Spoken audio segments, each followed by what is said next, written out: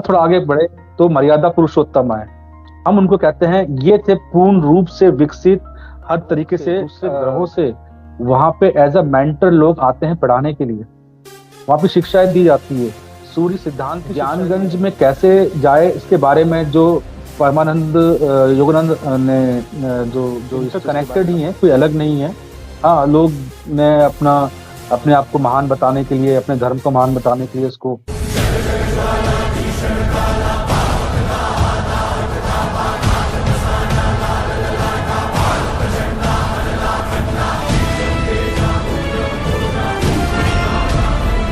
मतलब जैसे कल के अवतार के बारे में हम लोग बात करते हैं, जब जब अवतार हुए हैं तब सामने कोई कोई हुए, जैसे राम के सामने रावण, तो कलयुग में भी बताया जाता है कि कली के बारे में, पर हमारे इधर बहुत कम उसका वर्णन है, पर बाइबल में काफी खुल के वर्णन किया गया। तो उसके बारे में कुछ अगर। हाँ बिल्कुल मॉर्गन, पता है यही चीज ना हमको, मैं आपको जैसे मैंने कहा कि हमें अपने विवेक का सहारा लेना है। बुद्धि के ना दो स्तर है, विवेक और प्रज्ञा। प्रज्ञा बहुत उच्च स्तर का कहा गया है, ठीक है, बट कम से कम अभी हमारा जो विवेक है, अगर हम अपना विवेक को यूज करें और हम देखें कि भगवान का पहला अवतार जो मत्स्य अवतार हुआ था, उसके बाद कूर्मा अवतार हुआ, फिर वराह, वराह के बाद वामन, वामन के बाद, तो अगर हम उस अवतार को कैटेगराइज करें, उसको डिफरेंशिएट करें, तो आप देखिए जो वराह अवतार हुआ था, आधा पशु आधा मानव, वो टोटली डिफरेंट था, ठीक है। तो वो उस समय के टाइम पीरियड को दर्शाता है कि उस समय मनुष्य थे तो जरूर, पर अपने कर्मों के हिसाब से उनके अंदर पशु जैसा व्यवहार भी था उस टाइम पे। अच्छा, उसके बाद फिर वामन आए, वामन के बाद भगवान परशुराम आए। परशुराम पूर्ण रूप से विकसित थे, पर फिर भी उनमें कहीं ना कहीं ऐसा कमी थी कि अपने पिता के कहने पे उन्होंने अपने माता का गला काटा। अच्छा, और थोड़ा आगे बढ़े तो मर्यादा पुरुषोत्तम आए।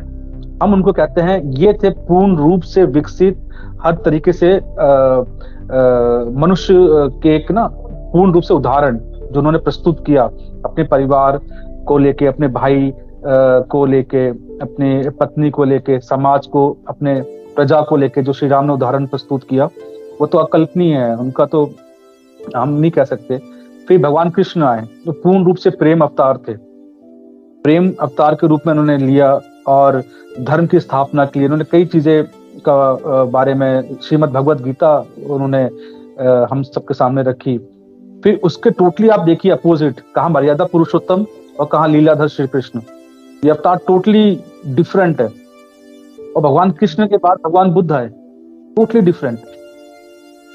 तो अब हम जो कह रहे हैं इस कलयुग में, कली जैसे भगवान राम ने रावण का वध किया, श्री कृष्ण ने कंस का और बाकियों का, तो इस कलयुग में जब भगवान बुद्ध का अवतार हुआ, अहिंसा और शांति का, और उसके बाद अभी जो भगवान कल्कि का जो अवतार हुआ है, जो अभी आने वाला है सामने, आप विश्वास कर लीजिए, लोग जितने भी प्रिडिक्शन कर लें, जितनी अपनी बातें कर लें, आपकी मेरी सोच से वो परे होगा, तो टोटली परे होगा। वो हमारे तो फिर भगवान कैसे हुए, कैसे हुआ। और रही कली, कली तो हम सब में समाया हुआ है। तो अब भगवान कल्कि अगर कली का वध करेंगे तो वो हमारे अंदर से नेगेटिविटी का वध करेंगे, जो हो रहा है।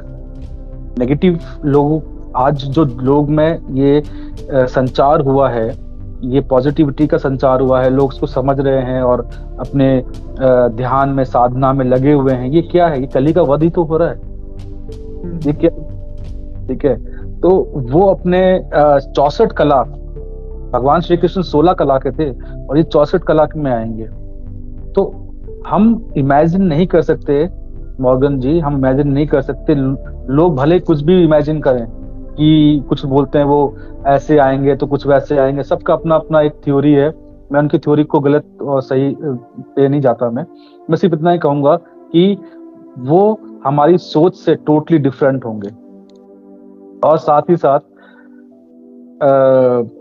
कली का वध तो उन्होंने स्टार्ट कर दिया है, और ये धीरे धीरे धीरे धीरे जब पूर्ण रूप से और भी जैसे असुर प्रवृत्ति के लोग हैं, कुछ ज्यादा ही असुर प्रवृत्ति के लोग हैं, तो उनका माध्यम अलग है, फिर वो युद्धों के माध्यम से उनका नाश करेंगे।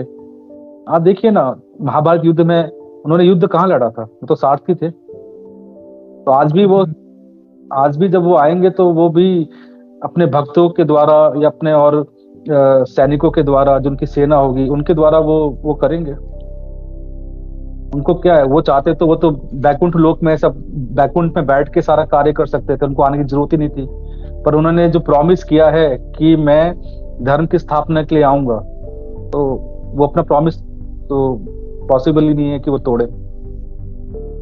इसके अलावा अब बात है संग्रीला पे या ज्ञानगंज पे, काफी लोगों ने उसको ढूंढने का कोशिश किया है और काफी योगियों की बुक में लिखा है कि वो जा चुके हैं। तो उसको जाने का मतलब ये कोई अलग डायमेंशन में है या फिर इसके लिए कोई अलग रास्ता है, या मतलब कैसे जाया जा सकता है इसमें? योग आपने कई बुक पढ़ी है इस हिसाब से पूछ रहा हूँ। देखिए, जो ज्ञानगंज है वो डेफिनेटली अलग डायमेंशन है, इसमें कोई दो राय नहीं है। वहां पे आज भी पूर्ण रूप से सत्युग है, और जो उसके अंदर जाता है उसकी आयु रुक जाती है। वो जितने आयु का है वो उससे ज्यादा उसकी आयु बढ़ती नहीं, भले आप वहाँ पे 500 साल रह लें या 1000 साल रह लें। अगर आपकी उम्र 40 साल है और आपने वहाँ पे एंटर किया और 1000 साल के बाद आएंगे वापस, तब भी आपकी आयु 40 वर्ष ही रहेगी। वहाँ पे वो टोटली अलग डायमेंशन है। और जो बुकों के माध्यम से जो मैंने पढ़ा है, वहाँ पे अलग अलग यूनिवर्सिटीज भी हैं। और यूनिवर्सिटीज में क्या है, आप हैरान रहेंगे कि दूसरे लोक से, दूसरे ग्रहों से वहां पे एज अ मेंटर लोग आते हैं पढ़ाने के लिए। वहां पे शिक्षाएं दी जाती है, सूर्य सिद्धांत की शिक्षाएं दी जाती है। वहां पे तरह तरह के जो हमारे वैदिक ज्ञान जो लुप्त हो चुके हैं, वहां पे पूर्ण रूप से वैदिक सुरक्षित है, वेद हमारे सुरक्षित है, और वो सारा ज्ञान वहां पढ़ाया जाता है।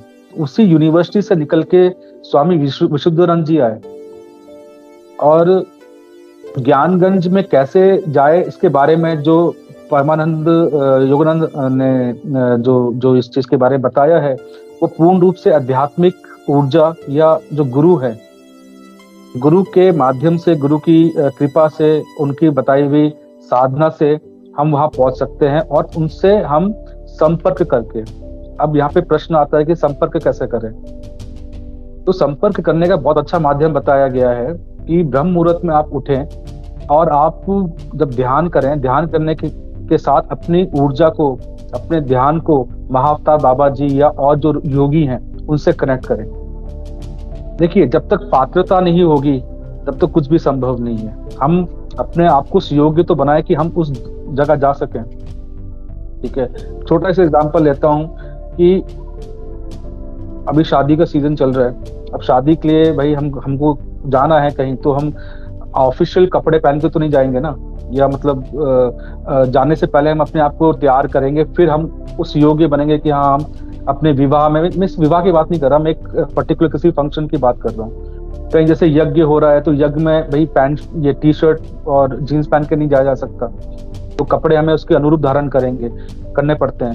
तो उसके वैसे ही अगर ज्ञानगंज में हमें जाना है तो हमें अपनी पात्रता को बढ़ाना होगा, अपनी पात्रता इंप्रूव करनी होगी, हमें अपनी आध्यात्मिक शक्ति को बढ़ाना होगा और हमें संपर्क करना होगा। और जब उनको लगेगा कि हाँ हम उस योग्य हैं, तो वो हमको दिशा भी दिखाएंगे, मार्ग दिखाएंगे, और वो जुड़ते हैं और वो आते हैं। ये चीज मैंने कुछ चीजें होती हैं जो नहीं बताई जा सकती, बट हाँ इतना जरूर बोलूंगा कि वो आते हैं और आपको अपने अनुभूति करवा देंगे, अपने आने का वो आपको एहसास जरूर करवाएंगे। अभी आपने जैसे बताया कि ज्ञानगंज में कई ग्रहों से लोग आते हैं, तो काफी लोग एलियंस में नहीं मानते, तो ये भी यहाँ से क्लियर होता है कि डेफिनेटली पृथ्वी के अलावा भी और जगहों पे जीवन है। हाँ बिल्कुल, आप देखिए ना, हमारे ग्रंथों में जो जो बातें लिखी गई हैं वो 100% सच है। क्योंकि थोड़े बहुत बदलाव भी हुए हैं, मैं इसको मानता हूँ। और जो स्वर्ग लोक कहा गया है, पताल लोक कहा गया है, आपके जन लोक, तपा लोक, और भी जो ऊंचे ऊंचे लोक हैं, तो वहां से चीजें जो हैं पहले भी आती रही हैं। हम देखें अगर रामायण काल में कि इंद्र देव भी धरती पे आते रहे हैं टाइम टू टाइम, देवी देवता गंधर्व सब यहाँ पे आते हैं। ठीक है, तो ऐसी बहुत से स्थल है भारत में भी और भारत के बाहर भी कि वो लोग विजिट करते रहे और आज भी विजिट कर रहे हैं। एलियन तो ठीक है, ये एक शब्द पश्चिम देशों से निकल के आया है। हम उनको देवी देवता कह लें, गंधर्व कह लें, ठीक है, नाग कह लें, तो ये सब पहले भी होता था, आज भी होता है और ये होता रहेगा। और वो फैकल्टी जो बाहर से आती है पढ़ाने के लिए यहाँ पे, अगर आप देखें गूगल में तो ज्ञानगंज के बारे में वहाँ पे शर्मिला है, वहाँ पे जो लोकल लोग हैं, इंडिया के जो लोकल हैं या चाइनीज के लोग जो लोकल लोग हैं, तिब्बतियन हैं, वो कहते हैं कि हम तो बचपन से ये गतिविधि देख रहे हैं कि ऊपर से कुछ ना कुछ आते रहते हैं, टाइम टू टाइम में चले जाते हैं। तो ये तो चीजें हैं और ये होता रहा है। वो यहाँ पे कुछ ना आते हैं, अपना ज्ञान बांटते हैं और यहाँ से ज्ञान लेके जाते हैं।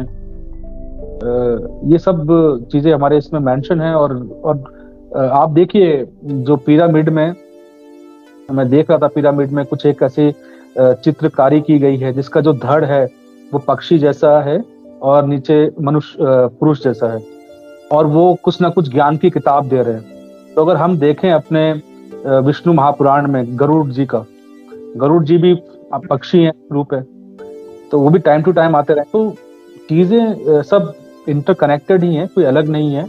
हाँ, लोग ने अपने आप को महान बताने के लिए, अपने धर्म को महान बताने के लिए इसको वो कर दिया है, अदरवाइज तो बिल्कुल सेम ही है।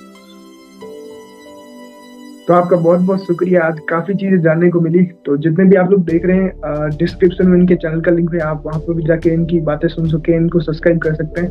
और आपका बहुत बहुत शुक्रिया आपका समय देने के लिए। आगे भी हम लोग बात करेंगे कई चीजों पे। थैंक यू मगन, थैंक यू।